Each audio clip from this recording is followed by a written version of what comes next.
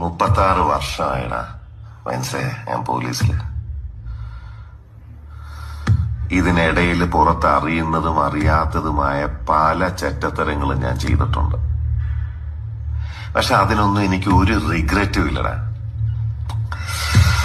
2 ദിവസം കഴിഞ്ഞ് ഞാൻ ഡിപ്പാർട്ട്മെന്റിൽ നിന്ന് റിട്ടയറായി DYSP മെഡലും വാങ്ങി ഇറങ്ങുമ്പോ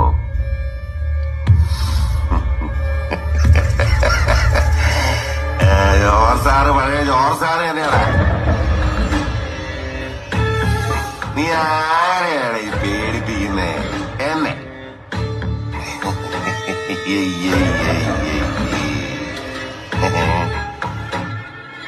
നിന്നെ കാണാൻ ജോർജ് സാർ ഇവിടെ വന്നിട്ടുണ്ട്.